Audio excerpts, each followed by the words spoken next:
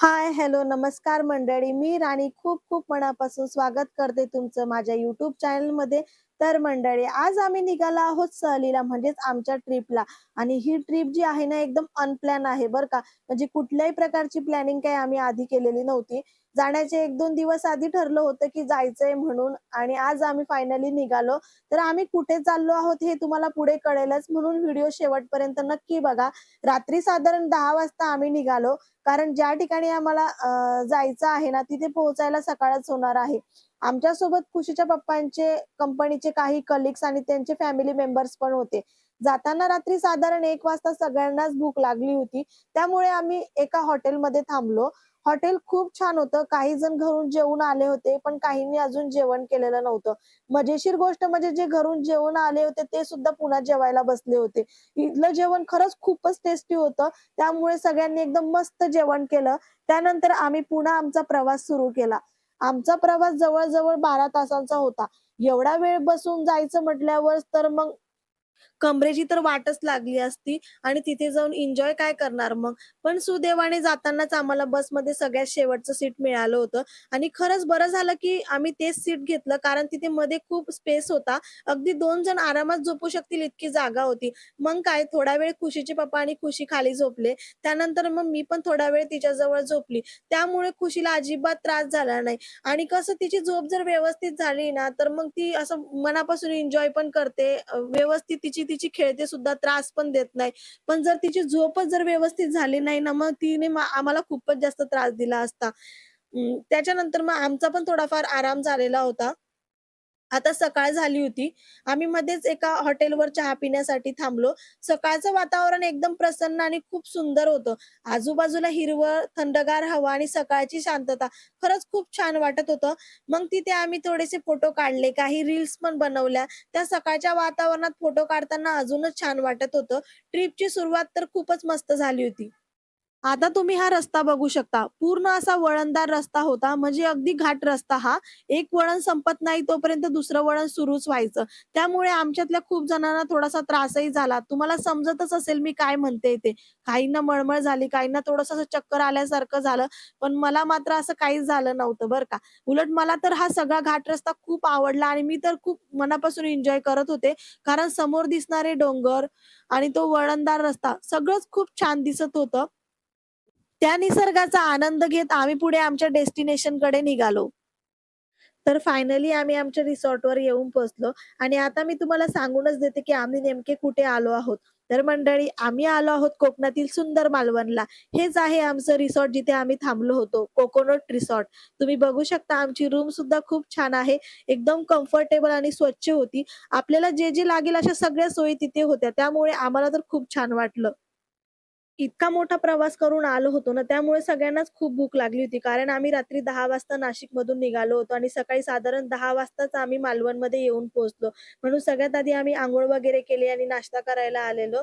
नाश्ता पण खरंच खूप जास्त टेस्टी होता. सगळ्यांनी एकदम पोटभर नाश्ता केला म्हणजे जेवणच केलं असं समजा.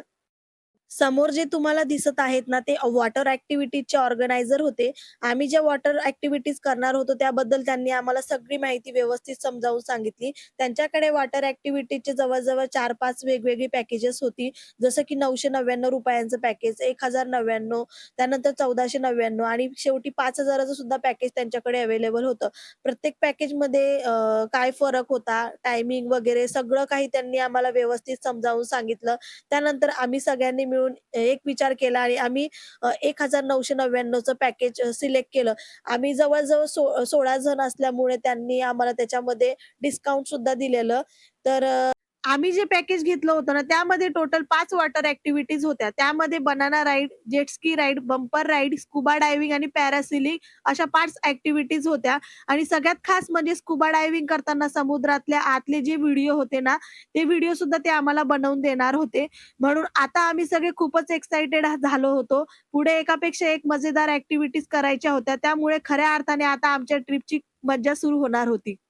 त्यानंतर आम्ही बीचवर आलो. तिथे आल्यावर वातावरण इतकं सुंदर होतं, की आम्ही लगेच एक छोटीशी रील सुद्धा बनवली आणि माझी खुशी हे सगळं बघून खूपच जास्त एक्साइटेड झाली. तर खुशी जेव्हा 2 वर्षाची होती त्यावेळेस आम्ही कोकणात आलो होतो. तेव्हा तर तिला काही समजत पण नव्हतं, तरी तिने खूप जास्त एन्जॉय केला होता आणि आता तिला तर सगळं समजायला लागलंय, तर तिला तर अजूनच जास्त मस्ती येत होती. त्याच्यानंतर मग मी सगळ्यात आधी केलेली jet ski ride. Jet ski राईडमध्ये आपण ती स्वतः चालवत नाही. आपल्या मागे एक ट्रेन केलेला व्यक्ती उभा असतो आणि तोच ती जेट स्की चालवतो. आपल्याला फक्त पुढे बसून नीट धरून बसायचं असतं. पण खरं सांगायचं तर मी पहिल्यांदा ही राईड करत होते. त्यामुळे सुरुवातीला मला थोडीशी भीती वाटत होती. जेट स्की जेव्हा वेगाने समुद्राच्या पाण्यावरून जात होती ना, तेव्हा पाणी उडून चेहऱ्यावरती आणि तोंडात येत होतं. ते समुद्राचं खारट पाणी लागल्यावर थोडं वेगळंच वाटत होतं. पण हळू भीती कमी झाली आणि मग मी ही राईड खूप एन्जॉय केली. खरं सांगायचं तर हा अनुभव माझ्यासाठी खूप खास आणि अविस्मरणीय होता. त्यानंतर आता खुशीच्या पप्पांचा नंबर होता. ते सुद्धा हे सगळं पहिल्यांदाच करत होते बरं का. त्यामुळे त्यांच्यासाठीही अनुभव खूप खास होता आणि त्यांनाही खूप जास्त मज्जा आलेली. त्याच्यानंतर आता बंपर राईड होती. याच्यामध्ये आम्ही 3 जण होतो. मी, खुशीचे पप्पा आणि त्यांचे एक फ्रेंड. या राईडमध्ये समुद्रात एक मोठी फुगवलेली ट्यूब असते. त्या ट्यूबवर आपल्याला बसवतात आणि ती ट्यूब पुढे स्पीड बोटला दोरीने बांधलेली असते. मग बोट हळू पुढे जाते आणि नंतर जेव्हा ती वेगाने धावायला लागते ना, तेव्हा ती ट्यूब पाण्यावर उड्या मारते, पुढे जाते. कधी-कधी असं वाटतं, की आपण हवेत उडतोय, तर कधी ट्यूब इकडे-तिकडे हलते. त्यामुळे खूप थ्रिल आणि मज्जा येते. खरं सांगायचं तर ही राईड करताना थोडीशी भीती वाटली, पण त्याच वेळी इतकी मज्जा आली. आता बारी होती बनाना राईड करायची. तर बनाना राईड म्हणजे काय असतं, तर केळीसारखा लांब फुगवलेला ट्यूब असतो आणि त्यावर आपल्याला बसवतात. या राईडमध्ये आम्ही टोटल 5 जण होतो. तर बनाना ट्यूबला समोरून एका दोरीने बोटीला बांधलेलं होतं. मग आम्हाला 5 जणांना एकामागे एक त्या ट्यूबवर व्यवस्थित बसवलं. सुरुवातीला थोडंसं टेन्शन वाटत होतं, पण जसं बोट स्पीडने पुढे जायला लागली, तसं खूप जास्त मज्जा यायला लागली. समुद्राच्या लाटावर तो बनाना ट्यूब उडत होता आणि आम्ही सगळे ओरडत, हसत मज्जा करत होतो. सगळ्यात जास्त मज्जा तर तेव्हा आली, जेव्हा शेवटी त्यांनी आम्हाला जाणीवपूर्वक सगळ्यांना पाण्यात पाडलं. आम्ही सगळे एकदम धप्पकन पाण्यात पडलो आणि मग तर अजूनच हसू आणि गोंधळ सुरू झाला. खरं सांगते ही राईड थोडीशी डेंजरस वाटते, पण तितकीच मजेदारही आहे. एकदा तरी असा अनुभव घ्यायलाच हवा. आता सगळ्यात शेवटची आणि सगळ्यात स्पेशल ॲक्टिव्हिटी होती स्कुबा डायव्हिंग. खरं सांगायचं तर यासाठी मी खूप जास्त एक्साइटेड होते. दरवर्षी याबद्दल ऐकलेलं होतं, पण आज पहिल्यांदा अनुभव घ्यायचा होता. माझ्या भावना शब्दात सांगता येणार नाही. मनात थोडी भीती होती आणि तितकीच एक्साइटमेंट सुद्धा होती. मग एका बोटीने आम्हाला समुद्राच्या थोडंसं आतमध्ये घेऊन जात होते. ही आहे आमची पूर्ण टीम. तुम्ही बघू शकता समुद्राच्या आतलं वातावरण किती सुंदर दिसत आहे. आजूबाजूला फक्त निळं पाणी आणि मस्त शांत वातावरण. त्यामुळे अजून खूपच छान वाटत होतं. आम्ही सगळे मिळून त्या क्षणाचा मन भरून आनंद घेत होतो आणि आजूबाजूला समुद्राच्या मध्ये छोटे-छोटे खडकांचे डोंगर, आयलंडसारखे खडक दिसत होते. ते पाहून अजूनच छान वाटत होतं.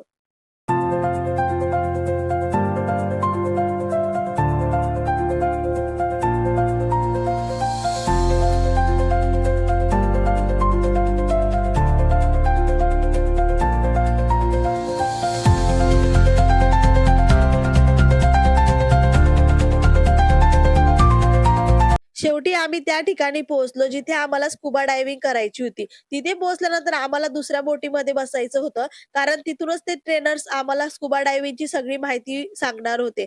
मग आम्ही सगळे त्या बोटीत बसलो.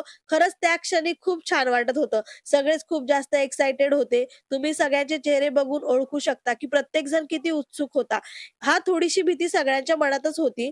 कारण की सगळेजणच असे होते जे पहिल्यांदाच स्कुबा डायव्हिंग करणार होते. पण ती भीती मनातच ठेवून सगळेजण हा क्षण मनापासून एन्जॉय करत होते.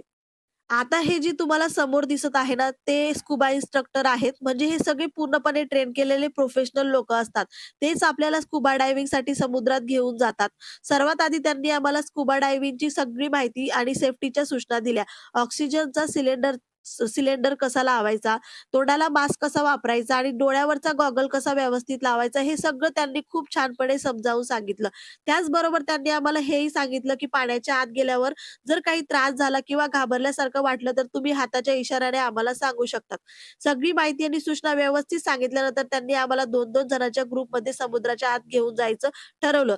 आमच्या ग्रुपमध्ये टोटल आम्ही 12-13 जण होतो. त्यामुळे प्रत्येकाला 2-2 करून आत घेऊन जात होते. सगळ्यात आधी खुशीचे पप्पा आणि त्यांचे एक फ्रेंड स्कुबा डायव्हिंगसाठी आतमध्ये गेले. खरं सांगायचं तर पहिल्यांदा स्कुबा डायव्हिंग करणार होते आणि त्यांना पोहता वगैरे येत नाही. त्यामुळे ते आतमध्ये गेल्यावर मलाच खूप जास्त भीती वाटत होती. तोपर्यंत मी तिथे बसून फक्त देवाचं नामस्मरण करत होते. मनात एकच चालू होतं, की सगळं व्यवस्थित झालं पाहिजे आणि इकडे खुशीचं तर खूपच रडणं चालू झालं होतं. कारण तिलाही स्कुबा डायव्हिंग करायचं होतं. तिलाही पाण्यात जायचं होतं. साधारण 15-20 मिनिटानंतर खुशीचे पप्पा परत आले. ते परत आलेले बघून सगळ्यांना खूप जास्त अशी घाई झाली होती त्यांना त्यांचा अनुभव विचारण्याची. मग त्यांनी आतमध्ये कसा अनुभव आला ते सगळं आम्हाला सांगितलं. त्यांच्या त्या अनुभवामुळे आम्हाला पण खूप आत्मविश्वास मिळाला कारण पुढे आमचाच टर्न होता. त्यांनी सांगितलं, की पाण्यामध्ये गेल्यानंतर एका हाताने नाक पकडून ठेवायचं कारण आपल्याला सवय असते ना नाकाने श्वास घेण्याची. पण आतमध्ये आपल्याला फक्त ऑक्सिजनच्या मास्कमधूनच ब्रीथिंग करायचं असतं त्यामुळे त्यावर लक्ष द्यायला लागतं. तसंच त्यांनी हेही सांगितलं, की कधी-कधी कानावर थोडंसं प्रेशर जास्त येतं पण घाबरायचं नाही, शांत राहून फक्त इन्स्ट्रक्टरचं ऐकत राहायचं. हे सगळं ऐकल्यानंतर आमचं थोडंसं टेन्शन कमी झालं आणि आम्हालाही आतमध्ये जायची अजून जास्त उत्सुकता वाटायला लागली. खुशीचं रडणं काही थांबतच नव्हतं. कारण तिलाही पाण्यात खेळायचं होतं. पण ती अजून एवढी मोठी नाहीये ना, की तिला समुद्राच्या आत स्कुबा डायव्हिंग करता येईल. पण ती ऐकायला तयारच नव्हती. तिचं एकच चालू होतं, पप्पा गेले म्हणजे मला पण जायचं. पण आता हे जे समोर ट्रेनर दिसतायत ना, तर त्यांनी आम्हाला सांगितलं, की तुम्ही तिला माझ्याकडे द्या. ती खूपच जास्त रडतीये. मी तिला व्यवस्थित वरच्यावर पाण्यात खेळवतो. पण माझं मन काही तयारच होत नव्हतं. पण मग तिचं जे रडणं ऐकून तिचे पप्पा मला म्हणाले, की हे सगळे खूप ट्रेन झालेले लोकं आहेत. आपण त्यांच्यावर विश्वास ठेवू शकतो. ते तिला आतमध्ये घेऊन जाणार नाहीत. फक्त वरच्यावर पाण्यात थोडं 5 मिनिटं खेळवतील. मग शेवटी त्यांच्यावर विश्वास ठेवून मी खुशीला त्यांच्या हातात दिलं आणि काय सांगू पाणी पाहून ती इतकी जास्त खूपच जास्त आनंदी झाली. तिचा तो हॅपीनेस बघण्यासारखा होता. तिला तर असं वाटत होतं, की मला एकटीला पाण्यात सोडून द्या. मी माझी एकटी खेळते. त्यांनी तिला वरच्या वर पाण्यात खूप छान खेळवलं आणि तिने खूप मज्जा केली. थोड्या वेळाने त्यांनी तिला अगदी सेफली आमच्याकडे आणून दिलं. त्यामुळे तिची ती स्कुबा डायव्हिंग करायची इच्छा होती ना, तीही आज थोडीफार का होईना पूर्ण झाली आणि सगळ्यात महत्त्वाचं म्हणजे ती अजिबात नाराजही झाली नाही. तुम्ही आधी जा, असं करत-करत शेवटी माझा नंबर आला आणि त्यावेळी माझं हृदय इतकं जोरजोरात धड करत होतं, की काय सांगू. मला खूपच जास्त भीती वाटत होती. पण मग मी ठरवलं भीतीला थोडंसं बाजूला ठेवायचं. कारण जर आता हिंमत नाही केली, तर मग मी कधीच नाही करू शकणार. तर डायरेक्ट ते आपल्याला पाण्यामध्ये घेऊन जात नाही बरं का. तर त्यांनी थोडंसं आपल्याला ते आधी ट्रेनिंग देतात 5 मिनिटं पाण्याच्या वरती. मग त्याच्यात त्यांनी मला सगळं व्यवस्थित समजावून सांगितलं, की ऑक्सिजन मास्क लावल्यानंतर फक्त तोंडाने श्वास घ्यायचा असतो, नाकाने श्वास घ्यायचा नाही. जर नाकाने श्वास घ्यायचा प्रयत्न केला तर नाकात पाणी जाऊ शकतं. तर मेन म्हणजे महत्त्वाचं ब्रीथिंगवरती लक्ष ठेवणं, शांत राहायचं आणि फक्त ऑक्सिजन मास्कमधूनच श्वास घ्यायचा. हे सगळं व्यवस्थित समजावून सांगितल्यानंतर मग त्यांनी विचारलं, "आता तुम्ही तयार आहात का?" मी थोडी घाबरलेली होती, पण तरीही हिम्मत करून होकार दिला. मग ते मला हळू समुद्राच्या आत घेऊन समुद्राची आतली गेले. दुनिया खरंच खूप सुंदर आहे बरं का. मी तर आतमध्ये गेल्यावर सगळं बघतच राहिले. आजूबाजूला छोटे-छोटे रंगीत मासे, खडक आणि समुद्राचं ते शांत वातावरण खूपच वेगळा आणि सुंदर अनुभव होता माझ्यासाठी. माझ्या नवऱ्याने आधीच सांगितलं होतं, की एका हाताने नाक पकडून ठेवायचं. तसंच मी करत होते. पण ते सगळं बघून मी इतकी जास्त एक्साइटेड झाले, की माझा ऑक्सिजन मास्कच निघून गेला. तर तुम्ही विचार करू शकता तो क्षण माझ्यासाठी किती डेंजरस होता. पण सुदैवाने त्यांनी ट्रेनिंग देतानाच आधी सांगितलं होतं, की काही प्रॉब्लेम झाला किंवा वर यायचं असलं तर हाताने थंबचा इशारा द्या.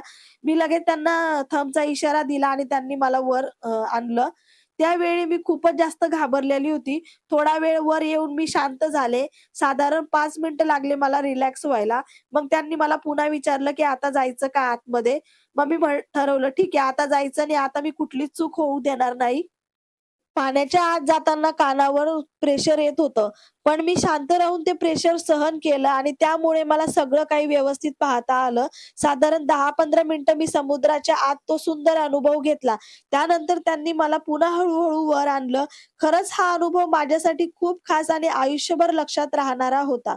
त्यानंतर आम्ही सगळे तिथून परत निघालो आणि खरं सांगते अजूनही मला विश्वास बसत नाहीये, की मी स्कुबा डायव्हिंग करू शकले. आपल्या आयुष्यात बऱ्याच वेळा असं होतं बरं का, आपण एखादी गोष्ट करण्याच्या आधीच घाबरतो आणि प्रयत्नही करत नाही. त्यामुळे जी गोष्ट आपण सहज करू शकलो असतो, तीही आपल्याकडून राहून जाते. पण आज मला या गोष्टीचा खूप अभिमान वाटतोय, कारण मी खूप घाबरत असूनही ही गोष्ट करून दाखवली आणि खरंच हा अनुभव माझ्यासाठी आयुष्यभर लक्षात राहणारा आहे. आणि हो मंडळी, स्टार्टिंगला बोलताना माझ्याकडून एक छोटीशी चूक झाली होती. मी म्हटलं होतं, की ही शेवटची ॲक्टिव्हिटी आहे, तर त्यासाठी सॉरी बरं का. कारण अजून एक जबरदस्त ॲक्टिव्हिटी बाकी आहे पॅरासेलिंगची. म्हणून माझा नेक्स्ट व्हिडिओ बघायला अजिबात विसरू नका. कारण त्यामध्ये तुम्हाला पॅरासेलिंगचा मस्त अनुभव बघायला मिळणार आहे. तर मंडळी कसा वाटला तुम्हाला माझा आजचा व्हिडिओ? मला नक्की कमेंट करून सांगा. व्हिडिओ आवडला असेल तर लाईक करा, शेअर करा आणि चॅनलला सबस्क्राईब करायला मात्र विसरू नका. मग भेटूया नेक्स्ट व्हिडिओमध्ये पॅरासेलिंगच्या जबरदस्त अनुभवासोबत. तोपर्यंत बाय. टेक